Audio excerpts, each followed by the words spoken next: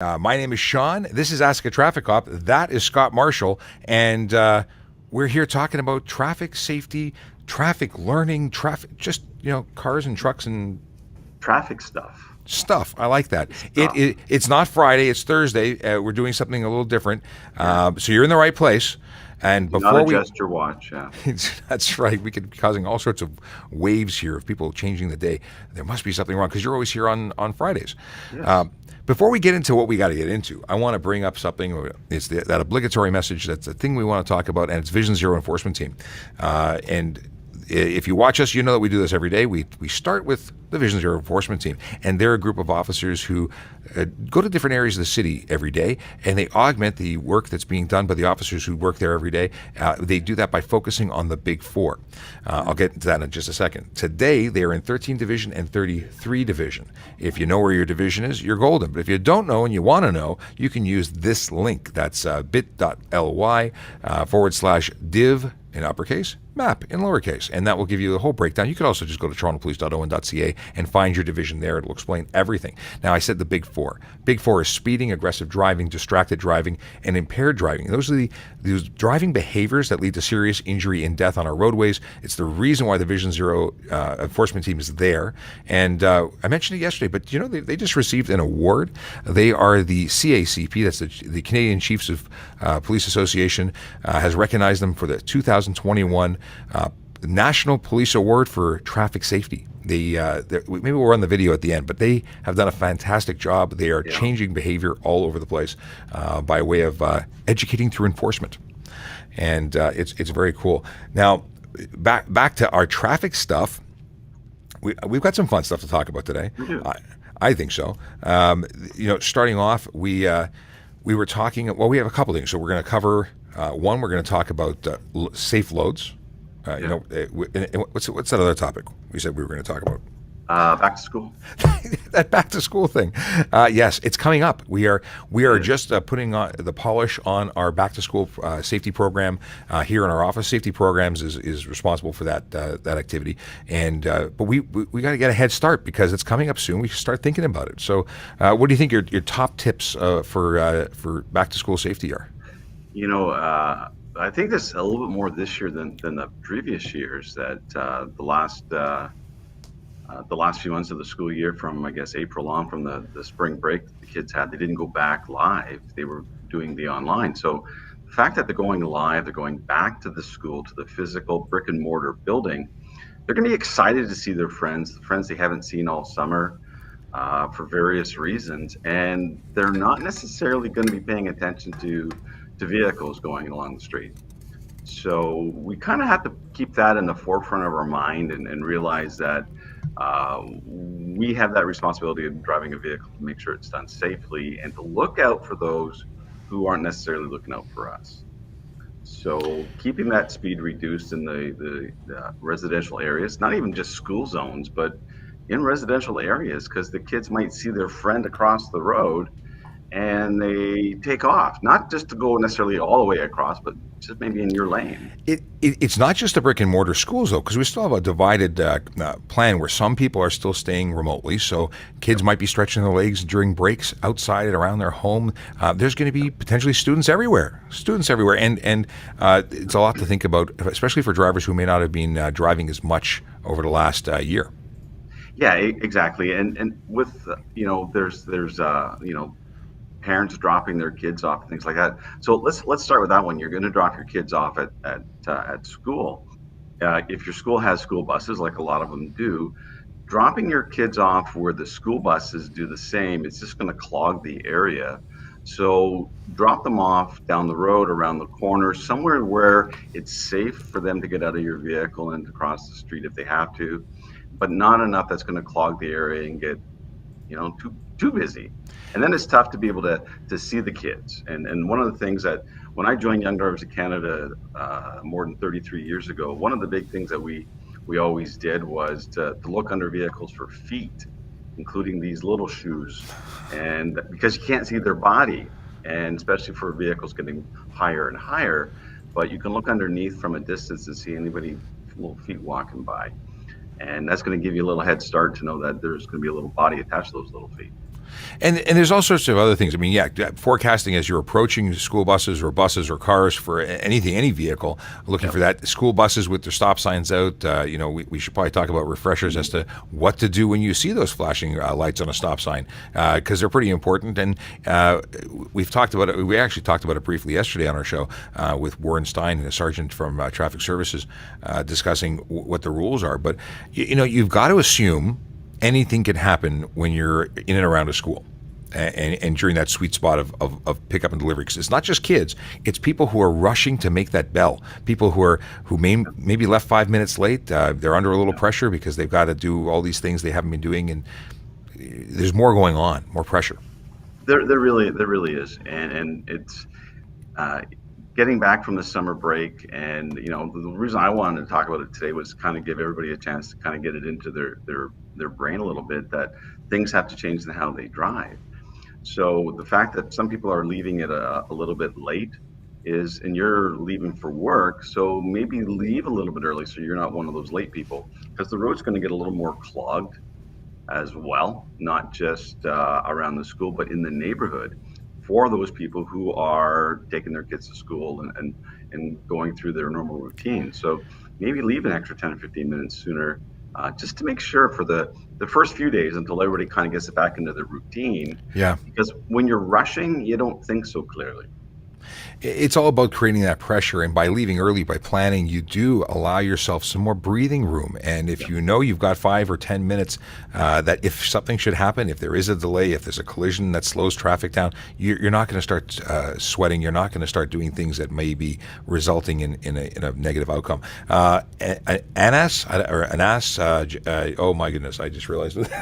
Okay, the comment says yes, but not a lot of schools have the space or land capacity for all the cars.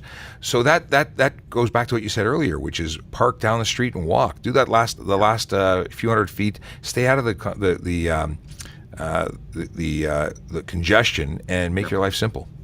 Yeah, that's exactly right. And even for high schools, when I was picking students up at high schools, quite often, because the front of the school is busy, it was, I'm going to meet you around the corner. I'm going to meet you across the street, somewhere where it's not so busy to get them into the car for their lessons. But because all schools are busy before and after school, so don't forget it's the after school too. Yeah, the thing is, I think most people get fixated on the concept that the door is there. I've got to be as close to the door as possible. I want to watch my child walk from my car to the door, and then I know they're in there safe. I'm of the opinion once they've safely, they're out or on their way. They're either in the vicinity of a school. Goodbye. See you later. Be on your own. The waiting till the end is just adding to the congestion. Another thing, there's no parking zones in and around schools for a reason. Don't park there. You end up creating situations for buses. Certain buses need a lot of room to turn as they're coming out of a school loading zone. If you park there and insist on taking your child up to the door, you may be holding up traffic for a kilometer because that bus can't leave. That's right. And if your normal route, if you're not dropping your kids off at school and you have nothing to do with that school, but your normal route goes by a school, maybe change your route just for the first few days to give other people a chance to kind of get their bearings straight, and maybe go a slightly different way just to make sure that you can get through and um, travel safely. Yeah, we just don't want it. It's going to be a bumpy start, no question. It's always a bumpy start, but it will get better. And giving yourself that extra time is going to make your life easy. Tips that I use for myself, but and that I don't know why, but it's not for everybody. I lay my clothes out the night before just to go to work. I want to know that everything's ready, so there's no.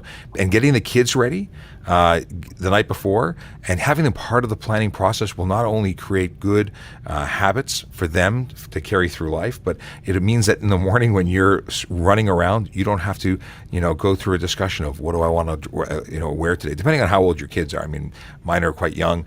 This is a part of the bedtime routine is picking the clothes for the morning. It is, and I raised my hand because I kind of pick out my clothes the night before as well, and after doing my laundry on the weekend and decide. So I remember when my kids were younger that was the deal too. So and even walking in groups is if you are taking your kids to school, what friends are you walking with and so forth. But it's a good idea if because we're dealing with road safety. Road safety doesn't just involve drivers and cyclists and whatnot, but teaching your kids about road safety. And I remember growing up that my parents said, look both ways before you cross the street. But there's actually more than both ways. So if you're at your kids are at a corner, and it's not just looking left and right, it's identifying if is there someone coming from in front, but even having them look over their shoulder for that driver who wants to turn right, who's in a hurry. We don't see them because they're behind us. And I know a lot of kids when I was out with students and whatnot, and we see these young kids at the corner. They were taught well because they wanted to cross, so we would obviously wave them. Let's get them out of the way. Let's keep them safe. And they would shake their head and wave us through. So we're going to go. We talked about right of way. I think it was last week, right? Yeah. So one of the things that I taught my kids too was also back up, so that way away from the edge of the road, by the corner, by the grass. So that way the driver knows that you have no intention of crossing the road, right? Yeah, or, Teach look your kid away. road. No eye contact. Eye contact usually suggests you're waiting for them. No eye contact means you're not waiting for them. Right. It makes life easy. And of course, at the end of the day, it's a reverse of what we just talked about.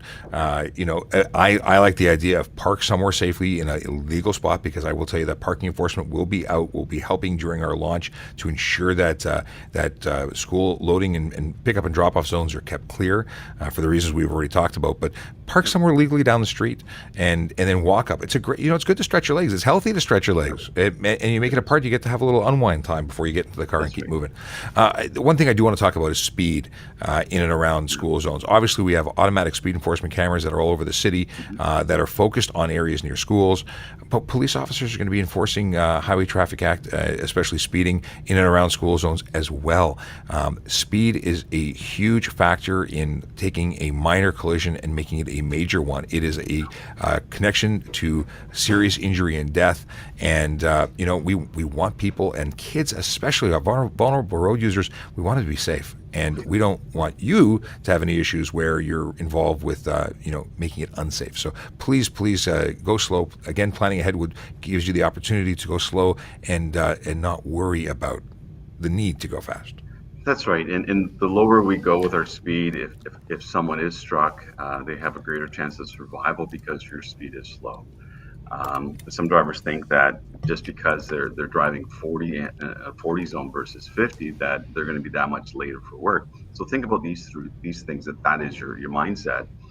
You have to come to a stop sign. You might come behind another vehicle who's sitting at a stop sign. So the fact that you want to go 10 kilometers faster or more, which unfortunately some do believe that, you're just speeding up to where you have to stop, and you're going to be stopped longer. So the fact is that the 40 zone does not slow you down any more than what you really think it does. And then once you get out of the school zone and you're on the main roads and you got traffic lights, there's red lights too. So it really, really doesn't matter as much as you think it does for going slower. And there are going to be some areas that might even be at 30. And outside Ontario, there's a lot of school zones are 30K because they've realized that that's going to actually help protect the pedestrians and the young cyclists. Just throwing up a couple of comments. We had the Hello Beautiful Humans from Amanda. She's one of our auxiliary PCs and a moderator on our TikTok. It is, of course, your long flowing locks that she's referring to. There's no question about that. Jay Craftboy who's a sergeant, and my sergeant. Proper parking around school zones are equally important. We covered that, but I may have missed your. Oh yeah, and there's QQ who's acknowledging Sarge. Just in case nobody knew, this is a live chat. You can ask questions. It's happening right now, and it doesn't matter what platform you're on, whether it be Facebook, Twitch, YouTube, Twitter, they're all here, and they'll all come up and post up. So feel free to say hello and ask questions, because we've got the safe driver Scott Marshall, and we've got me, that traffic cop guy. Now, just because some people ask me offline, why am I not in uniform today? I'm normally always in uniform, and today I'm wearing this shirt. This is a Motor Squad shirt. They're brand new. I'm modeling it. It's nice. It's fresh. I bought it, and it supports the efforts to raise money for Special Olympics Ontario. So I feel good about it, and I wanted to show it off. So nice. Yeah, I may have to get you one of these. When's your birthday? We're gonna get you a I had a birthday birthday present. last year, so it's Oh yeah, okay, so you're yeah. covered. I already So missed it. I'm, So I'm covered for a while. Yeah. missed opportunities. Now, so school stuff. We'll talk about school stuff again, and we're going to have a campaign that will come out, and we'll have content, a barrage of content about safe school stuff. Barrage. Yeah, I like the word. I like the word barrage. So that's coming up soon, and we'll talk about it again. But I want to talk about more specifically securing your load. Whether it be a mattress on the roof of your vehicle, big things in your trunk, things inside of your vehicle. There's so much to talk about when it comes to transporting stuff, because everyone's got stuff, and Yeah. I'm more often not seeing people doing the wrong thing when it comes to stuff. Yeah. So it's good that you got stuff and you want to move stuff from one place to another place. Uh, let's talk about just your regular G-class vehicle, not even a trailer or truck even. If you're going to pack your SUV, let's say, with or minivan with all your stuff to move, make sure you have clear visibility. Having view throughout the back is important, and because your passenger seats have the head restraints, if you put things behind the head restraints, it's not going to create a disadvantage with your view because the head restraints block your view as it is. So because you can't see through the head restraints, put them there. They're also going to be secured so they're not going to fly forward. Try if you can to keep everything below the top of the back seat. So if you do have to brake an emergency, it's not going to come fly forward and smack you in the back of the head. Right? That's not a good thing. Yeah, I've seen all too many vehicles that look like they're stacked right to the ceiling, whether it be recycling cans or toys or just school stuff and sports equipment. People don't realize that those things can hurt you in the event of a collision. They become dislodged, they hit you, they can do all sorts of damage and just cause more problems. And of course, you could be charged. Yeah, and one of the going for vacation, we could have talked about this in July. Uh, Packing up my SUV to go to the cottage and did the same thing. Yes, I had everything loaded down. Heavy things are on the bottom. You can put things inside things. That reduces the amount of space that you have to use. So a box inside a box type thing. Um, but again, everything was going to be blocked by the seat, and nothing was going to come by and hit myself or passengers. And that's something that we should be considering. Back of a pickup truck, by law, it has to be secured. And twine that you get at Home Depot is not a secured. Bungee cords, you want some locking clamps, tie downs, proper tie downs, and Rated for weight. yes, and a tarp if you need to. We don't want loose things flying around, and we see that. One of the things I was writing an article about securing your load, and on my blog, and one of the things I hear quite a bit on the traffic reports are ladders Mm-hmm. on the expressway. And if I sold used ladders, I could have a ton of supply. It's amazing. Gravity is not an acceptable mode of securement. It does not work. These things become projectiles Who launched. would have thought? It's got to be. There's rules because things have happened, and unfortunately, we see too many injuries and too many Yeah. situations where the contents of a pickup truck or any kind of vehicle become strewn about the road after a collision, and it doesn't have to be a major collision for something like that to be propelled out of your vehicle. A big bump could have something. Not only do you want to keep your stuff in your vehicle, but you don't want to cause a collision or damage to somebody else's and cause injury and so on. So yeah, straps that are rated. I'm both entertained and shocked when I see someone driving down the road.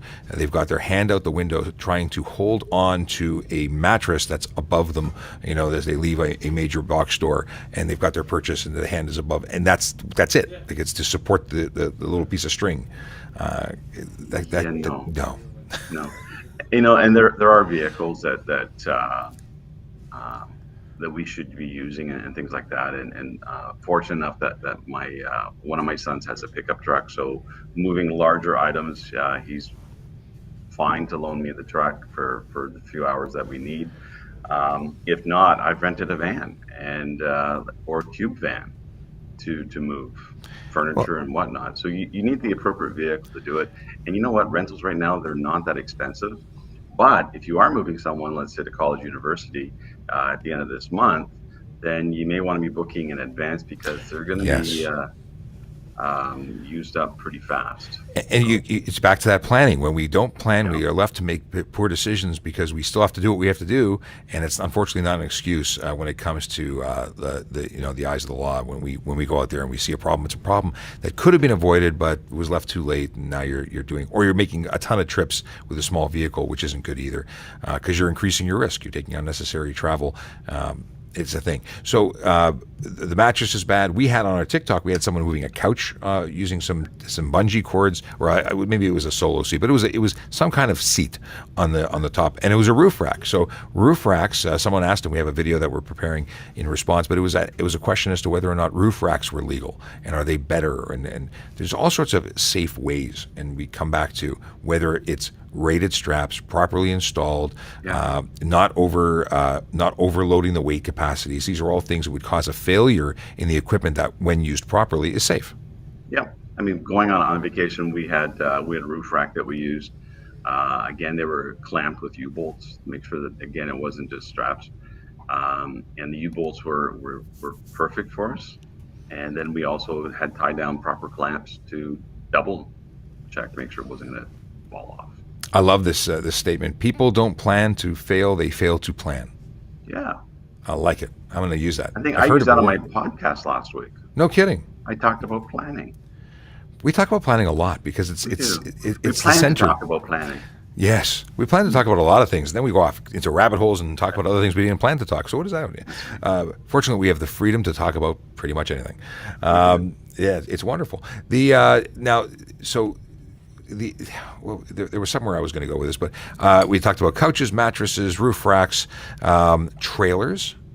Trailers is a big problem because people have all sorts of trailers, and whether or not they realize it, things pop out of them. Trailers become dislodged. Properly connecting your trailer is another thing, and you are responsible for anything that happens as a result of the movement of your vehicle, whether it's being towed behind you or things are falling out of it. And again, people just tend to not consider the potential of what could happen if it goes wrong. That's right. Safety chains are there for a reason, and wrapping them around the tongue of the trailer is not the way to do it. And making sure that they're attached just in case something does go wrong, you have a plan B. Plan B, Plan C, Plan D. Yeah. We should plan for everything.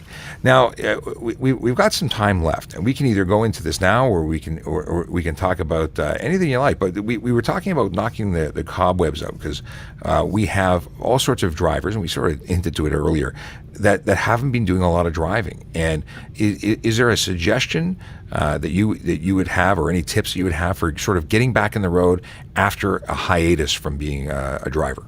Yeah. So let's say that a lot of people started working from home when pandemic hit a year and a half ago, and not a lot of commuting, and things are close by or whatever. And then all of a sudden now you're going to be commuting. So you want to build up to it a little bit. Maybe talk with your workplace about whether or not you're able to start at a later time. So maybe you're going to be able to get past the rush hour, just to build that up, especially if you're a newer driver or newish, and then you haven't been driving for a while, because there are going to be more cobwebs, I think, at that point in time. If you're a lot of years experienced driver and then you've been working from home, it's not usually too much of an issue. But the last few months, there's been a lot more traffic on the roads than there has been, say, earlier in the spring, because more people are going back to the office or the workplace, and they're not working from home. If there are certain things that are bugging you or concerned, or you have that fear, getting a professional opinion from a licensed instructor is always a good thing. Do I know any? Yeah, no kidding. I know a few, but you know what? Even in the driving school industry, for us at Young Drivers Canada, we're busy because people are either learning how to drive, or relearning, or just need those refreshers. So don't expect to call today and get something tomorrow. You need to, again, plan in advance. Planning, it's that favorite word of ours. Now, you don't have to take an entire driving course, do you? Can you book a 1 day, 1 hour, how does that work? Yeah, you can book for the time that you want. So if you want, for example, you have been on the expressway in a long time, and you want to, have proper merging etiquette and exiting and driving safely, you can book an hour, 2 hours, and if you feel satisfied, and so does your instructor, then that's it. You're done. If you want some more time, you can book some more time and do that. We can help with your route planning too. So going from home to work, and what alternatives do you have? One of my daughters is going to University of Guelph in September, transferred from another university, and so we'll be going over the routes that she can use. And I say plural because it's not just one way. So they live with their driving instructors, but they always get free advice. I like what you just said, and it comes back to circle back to the whole school thing.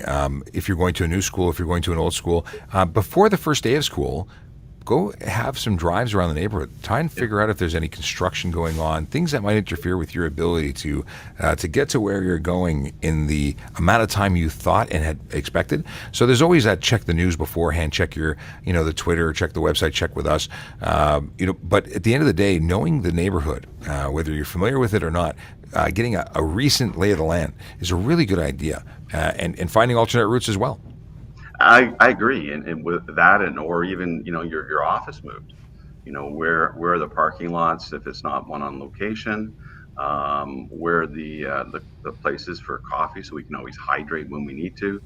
Uh, Plug, and so it's all about familiarity.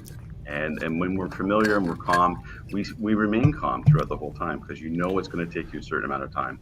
Realizing that if you are commuting to school or commuting to work, and you need that help, one of the things that actually helps keep you calm is giving yourself enough time to get there. Or this morning, I passed 3 collisions and on the way to my office, but I leave early. I leave early so that way it doesn't matter. I'm still going to be there on time. And there was a rollover. We slowed down, right? I always love this tidbit that I got from the police college. It may be in the Toronto Police College, but in any case, it is something that has stuck with me since becoming a police officer. And it is early is on time is late. Late is unacceptable. So if you're just the goal is to get there when you are supposed to be there, you're already late before you left, and then everything's downhill from there. Because if things don't go exactly your way, it's going to go the other way, which is usually the wrong way. I think this has been great. We've had so much good stuff to talk about, and we can keep going, but I want to make sure that we talk about you. So in case you missed it, that guy, I got to point this way. That guy is Scott Marshall. He is the Safe Driver, and he can be found on Twitter at Safe Driver. See, I'm already getting your TikTok all mishmashed. I know. It's Safe Driver. Ever thought about changing it? I don't know. And recently, he has become a man who is on TikTok as well, and he's the Safe Driver on TikTok. And it was I love your stuff. So for those who are on TikTok, and I'm just kind of plugging a little bit. It's kind of fun because it only takes like 30 seconds to film an idea and whenever I get an idea while I'm driving. But if I can get more followers, I can go. Which way I'm pointed this way? I can go live with this guy. Well, sometimes they're 30-second films. Sometimes I don't know how you do it in 30 seconds because after my 76th take, it's an hour and a half into it, and it depends on the video. Some are really simple and easy. Some you were sprawled out on the roadway for one of your videos. Yeah, outside of the scene, I had my car blocking my body, so that way no one was going to run into me. I used to do the community television and years back, and I was by the videographer. I was always called the One Take Wonder. Right, well, maybe we'll have to get together, do some TikToks together. I can watch you work and learn something from the One Take Wonder. But I need to get to 1,000 so I can go live with this guy. Yes, and then we'll be able to do things like go live on here simultaneously going live on there, and it's just a magical thing. So we look forward to that. So please, go and follow the Safe Driver. Follow us because you can follow us at Traffic Services, but we'll get into that more in a moment. I want to talk about the fact that you're also a blogger, and your blog can be found at thesafedriver.ca. And you do a lot of writing. You know what? It's a hobby. It really is, and we both have understanding families, because it is my passion as well. It's been my passion almost when I started at Young Drivers in 1988.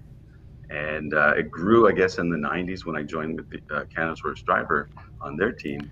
And then it just kind of just ballooned. So I go home and I'm writing at home, and it's fun to do. My family, they support it because they know there's a worthy cause, and I think everybody has to have that hobby that means something to them. For And sure. you and I are in that same boat, so I appreciate the notifications.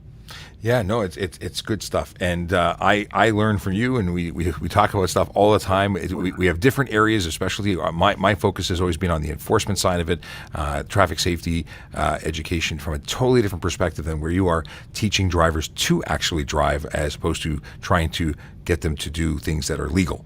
I mean, you're obviously that's part of what you're doing too, but it's just different ends, and the end goal is the same: safe drivers who get to where they're going without hurting themselves or anyone else.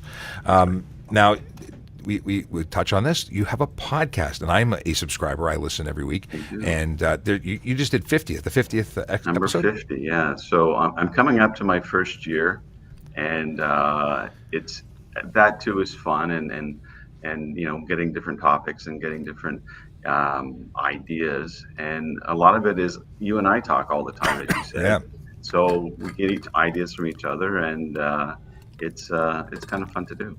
I like totally. talking. I Yeah, talk for a living. no, it's not a bad. It's not a bad thing. No, Could be worse. Excuse me, as I have to cough. The most inopportune times to want to cough. okay, Um, I get that. it happens. It's like if you've been talking for 31 minutes and 38 seconds after a 1 hour live stream on TikTok.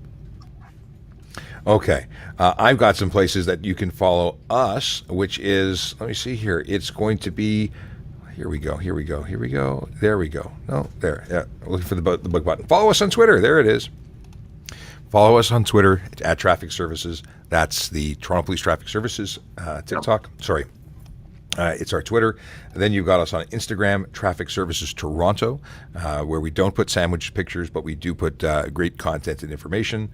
You can get us right here. I say right here, but you could be on any one of a number of platforms, including Scott's. Your stuff's being streamed on your Twitter and your Facebook right now. So we're on even more channels than normal with a new feature that our software is allowing us to utilize. But you can get us on YouTube, at least the Traffic Services Toronto Police page. You can also get us on the place that is fun. I was going to say fun in the sun, but there's no sun where I am right now. I have artificial light, TikTok, and we produce all sorts of content there, and we have a lot of fun with it. We are hopefully going to hit 150,000 followers today. You can help us get to that goal by going and following us on Traffic Services on Amazing TikTok. stuff. Yeah, Yeah, wonderful questions being answered.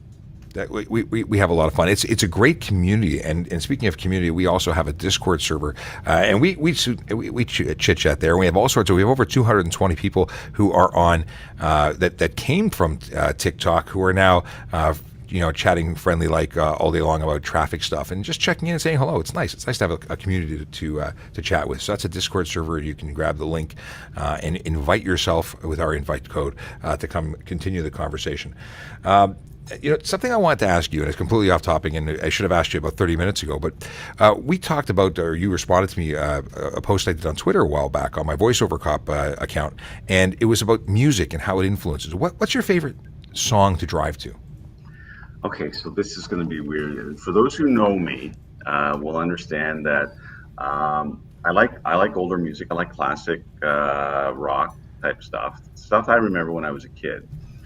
But as a driving instructor, we don't have the radio on, and my lessons were very close together from one student to the next. So one student got out, and I drove quite often just 5 minutes to my next student's house. I didn't even turn the radio on. So if I at home and someone gets into my car and the music is playing, they used to comment, "Who else was in your car, Dad? Because your radio is on." So I don't have a favorite. I'm not a music buff by any shape of the imagination, and I'll even admit to this. So forever is playing Trivial Pursuit. The question was, "What color is the Beatles' White Album?" I got the question wrong. Because I mean, I do listen to music, but I just don't really have big favorites. I That's know it's okay. weird. I It's I used to weird. DJ, and I have an association to certain music that when I hear it, I know where I was driving. Like I if I hear Tom Cochrane, "Life is a Highway," I visualize myself making a left turn out of my high school parking lot to go and head home. Like I see it. I can taste it. I do. I mean, Foreigner 4 album. I mean, I had that cassettes. All this stuff. Boston, all this stuff when I was younger. I was listening to it. Fleetwood Mac, and now, I mean, I'd rather listen to that. So classic rock, but I just don't have a favorite. But I will put it on weekends, actually. Believe it or not. Okay, so you're not against music. I'm not never against music. I enjoy music. I was off for 2 weeks straight, and I had the music playing when I was in the car. But when I commute to and from my office, I have the 680 news because I like the traffic. Well, I will say first of all, just a shout out to Larry, who's from Ottawa and loves listening. Thanks so much. We appreciate it. Uh, Hi, Larry. And then just because we have a question as I go completely off your answer and interrupt you, TJ Anderson wants to know, what is the speed limit on a residential road with no posted speed limit signage? It is a 2-lane road. Thank you. There's some interesting things. I'm glad you brought this up, TJ, because there's things that are changing. But what's the standard? The standard answer from the handbook or the school teaching? So the speed limits in the city are 50 unless otherwise posted. So if there's no other signage, it's going to be that. If there is signage going into the subdivision that it's a 40 zone, then everywhere it's going to be 40 zone. So it depends on where you enter off of main road. And typically, once you get off of a main road where it is 50 unless otherwise posted, if the speed limit changes, there's going to be a sign just around the corner. And we have 3 wards in Toronto that just went to a 30-kilometer-an-hour zone. So pay attention to signs. It's a sign when you enter the community, just like when you enter Toronto. There's a big sign that says 50K is the standard unsigned, and then everything, because you passed that sign, is now 50 unless otherwise signed. Yeah, and slower is better. You don't have to do 50. You can do 45. It's allowed. Yeah, I'm just scanning here. Oh, here's a question here. I've been delivering food and parking, I realized, is confusing and challenging on certain roads. Any tips for finding parking, I think is the question. Uh, yeah. I mean, other than having to walk half a block and things like that, um, first of all, never using a bike lane ever, because you're not a bike unless you are on a bike delivering food. Then use a bike lane. But if you're not a bike, then don't drive in the bike lane. But sometimes just stopping, because it's going to be the porch drop. So 20 seconds in a neighboring driveway, right? You're in and out. And they also, there's some permission, especially in Toronto. And I can't speak for other jurisdictions, but stopping even in a no parking zone for a momentary unloading of items is not against the rules. You're allowed to do that. You can't go walking down the street and shopping and hanging out. You could get a ticket. But if you are simply walking up, dropping a package, or going to that address, that's generally not an issue. I will say that if we get Aaron Urquhart, who is our resident parking professional, the media relations officer for parking, which falls under our same command, we could get that question answered later. Hey, look at that. Now, TPS_bikecart is the account. It's on Twitter, it's on Instagram, it's on TikTok. I would throw your question there, and not to pawn it off, but your best answer to address this in the city of Toronto is going to be Aaron. Let's see here. Here's another question, and these popped in just after we closed the chat, but they were so good that we didn't want to ignore them. Magdalene wants to know, when a driver who is out of province gets charged for stunt driving in Ontario and loses their license, how does that work in their province when they go back to their province? Are they suspended there too? So if you get a suspension, the license is staying with us. You're not getting it back. It's being returned to your ministry. You're going to have to go and pay a reinstatement fee to reapply. And yeah, you're going to be suspended there too. That's the short. And just to go back to licenses and traveling, we always get this question. I don't know why it's such a popular question, but G1s being eligible for driving outside of the province of Ontario. Yeah, so G1 license is a practicing license. It's a beginner's license for that jurisdiction. So in Ontario, it's a G1. Outside of Ontario, it's a Class 7, and all the other provinces and territories. So you're allowed to practice in that jurisdiction. And once you get out of that learner stage, you can leave that jurisdiction as a driver. So you'll need to get a G2 before you leave Ontario. So And frankly, why would you want to? I mean, I appreciate wanting to learn how to drive, but cross country traveling is not the way, in my opinion, to learn how to drive. This is yeah. Well, I had a student who had a cottage in Quebec. So they would drive to Quebec, and while they're at the cottage in the summer, can I practice driving? The answer is no, unless you get a Class 7 from Quebec. But because it's just a cottage, that's not going to work. So save it for when you're back home in Ontario. What about towing a trailer? Can you tow a trailer? Again, I don't know why anyone who would want to with a G1 would want to tow a trailer, but I get this question all the time. Yes, you can, because you're still operating a G-Class vehicle. You're going to have your co-driver beside you who's fully licensed with at least a G with a minimum of 4 years experience. You can tow a trailer, and some will because their family's been towing boats or snowmobiles or things like that forever, and they're just going along, as long as you're following all the other rules and regulations. Would you suggest it though? Do you think it's a good practice? Because the legality is not an issue, but do you think it's a good idea if you're just learning how to drive a car? Would you say let's throw some articulated, trailer on the back and see how you do? If you're just learning, you may want to hold off a little bit. But if you've got to wait 8 months if you take an approved course. So if it's close to your 8 months, and you're going up to the cottage, and you're not going to be driving the 400 series, whatever, and you're going to get practice driving, and you just happen to be pulling your boat or jet ski or something like that. It's okay if you've had a little bit of practice around home, because backing up a trailer is a little bit different, as some people that we did on Canada's Driver found out the hard way. It's I think that's really it. Is when you have to measure or determine whether or not your confidence level is there, if the person that's instructing you is doing well.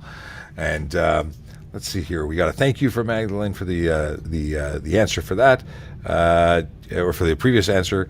And we've run out of time. We've run out of time.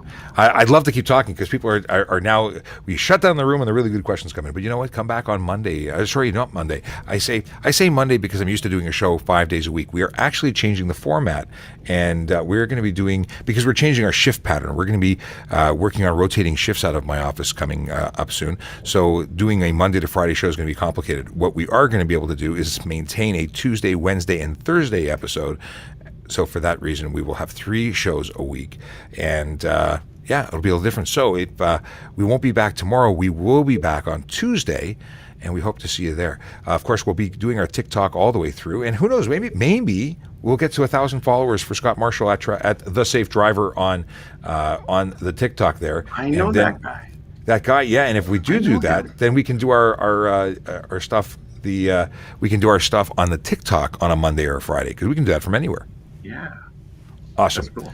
Awesome. I'm leaving that on the screen so people can let it absorb. And for everyone else, everyone watching, have a wonderful, wonderful weekend, because we won't be here tomorrow.